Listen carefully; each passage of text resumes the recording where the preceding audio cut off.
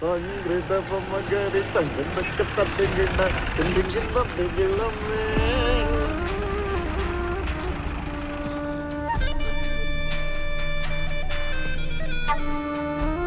അന്റെ പുരികൊന്ന് വളഞ്ഞാലും കണ്ണൊന്ന് തെറ്റാലും എനിക്ക് അറിഞ്ഞൂടെ തോന്നി.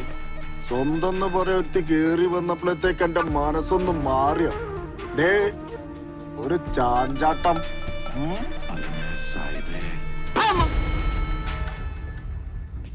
അഭ്യാസം അതും ഈ കരീം സാഹിബിനോടാ. അന്നേ ഞാനൊരു കടലമുട്ടായി വാങ്ങാൻ പറഞ്ഞയച്ചിണ്ടെങ്കില് അതിക്ക് തിന്നാനാ. അല്ലാതെ കണ്ട മണിമാളിക മുഴുവൻ വാങ്ങി തന്ന് അതിലിങ്ങനെ സുഖിപ്പിച്ച് ജീവിപ്പിക്കാൻ തണ്ട പ്രാന്ത. കരീമനൊരു പൂതി തോന്നിയാലേ അതെന്ത് ബല കൊടുത്തു ഞാൻ മേങ്ങും. എന്ത് ബല കൊടുത്തു. അതിനുള്ള ഭയം നിക്കൊരു വിഷയല്ല, ലക്ഷ്യം. അതാണ് എന്റെ ഉന്നം. ഇക്കോളം വേണം. അത് കൊറേ കാലായിട്ടുള്ള എന്റെ മനസ്സിലൊരു പൂതിയ. അതിനാണ് ഞാൻ ഓളെ എന്റെ പറ്റില് വരവിപ്പിച്ച്.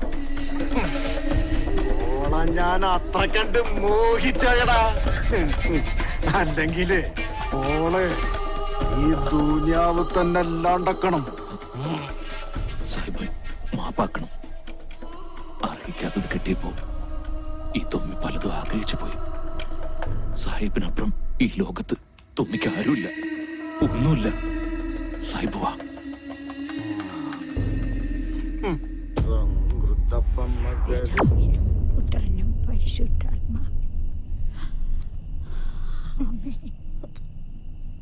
കല്യാണം കഴിഞ്ഞ് ഇത്രയായിട്ടും ആ സാറക്കുഞ്ഞിനൊന്നും ഇവിടം വരെ വരായിരുന്നു. ഞാനും അത് ആലോചിക്കാതിരുന്നില്ല.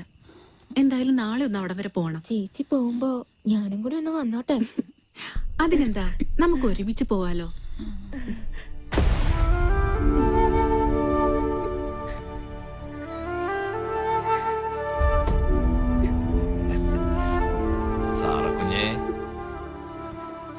സാറക്കുഞ്ഞേ, എന്തൊരു കിടപ്പാ മോളേത്. സാറക്കുഞ്ഞേ, കർത്താവിന്റെ മുന്നിൽ വെച്ച് മിന്നു കിട്ടിയ പെണ്ണിനെ മറ്റൊരുത്തിന് കൂട്ടിക്കൊടുക്കുന്ന നീ മനുഷ്യനാണോടാ? സാരഥിച്ചൊരു കരച്ചിലല്ലേ കേക്കണത്? വിശന്ന് പൊരിഞ്ഞ വയറ് കൂട്ടിക്കെട്ടി തന്നെയാ എന്റെ ചേച്ചി ഞങ്ങളെ വളർത്തിയ. ഒരൊറ്റ രാത്രി കൊണ്ട് നീ തൊലച്ചു കളഞ്ഞത്. കെട്ടിയ പെണ്ണിനെ കൂട്ടിക്കൊടുക്കാൻ വേണ്ടി നടക്കണം ചേച്ച. കരീം സാഹിബ് തൊമ്മിക്ക് ദൈവ. സാഹിബിന് വേണ്ടി തൊമ്മിയുടെ ജീവൻ വരെ കൊടുക്കും. പിന്നല്ലേ കെട്ടിയ പെണ്ണ്. സാഹിബ് എന്താഗ്രഹിച്ചാലും ഈ തൊമ്മി അത് നടത്തി കൊടുക്കും. അതാരെ കൊന്നിട്ടായാലും. നിന്നെ പോലെ ഒരു ആഭാസന് കരീം സാഹിബ് ദൈവോ രാജാവോ ഒക്കെ ആയിരിക്കാം. പക്ഷെ ഒരു പാവപ്പെട്ട പെണ്ണിന്റെ ജീവിതം തകർത്തത്. നീ എന്താടി കരുതിയത്? നിനക്കിവിടെ തൊമ്മിയുടെ രാജകുമാരിയായിട്ട് വാഴാന്നു. വാഴാം, രാജകുമാരിയായി തന്നെ വാഴാം.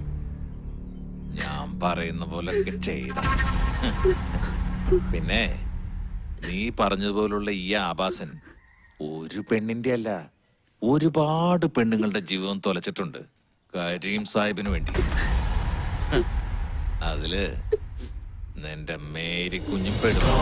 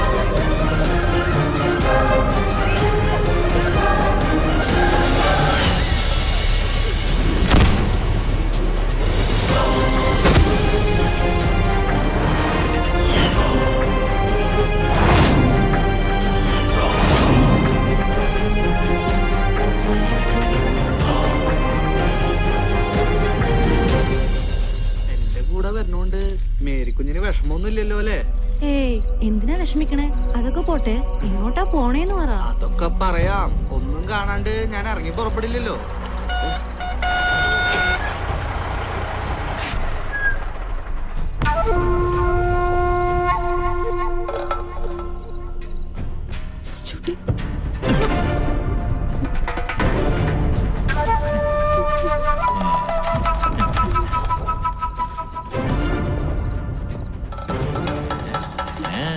എവിടെ പോവാ രണ്ടാളും കൂടെ? മുതലാളി, ഞങ്ങള് ജീവിച്ചു പൊക്കോട്ടെ. ആ, ഞങ്ങളെ വിട്ടേക്ക്. നീ ഇങ്ങോട്ട് പോരടി. മുതലാളി, അയ്യോ! ചവിട്ടല്ലേ മുതലാളി?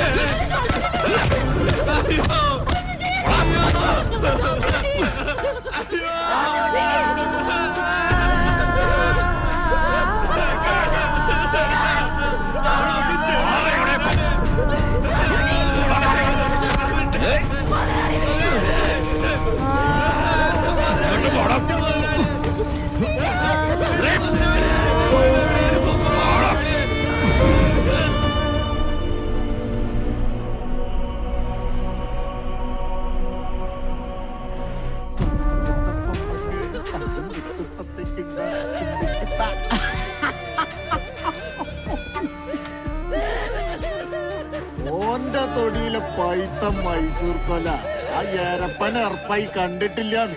അല്ലേലും ഈ നാട്ടിലെ കൊറേ കൊലേന്റെ ഉള്ളിൽ ഈ കരീമിന്റെ പേര് എഴുതിച്ചുണ്ടോലും അതേതൊക്കെയാന്ന് വക തിരിച്ചെടുക്കാനാണ് അന്ന ചെല്ലും ചെലവും കൊടുത്ത് പൂട്ടിന്. ആ പണി ചെയ്താലും നന്നായി എടുക്കണ്ട് തോന്നി.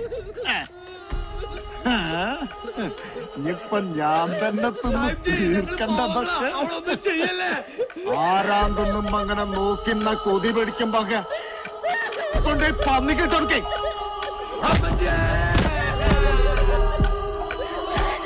ഇനി പവാട വേണ്ട, പെല്ലാട വേണ്ട, കരിം കണ്ണം കൊണ്ടെങ്കിൽ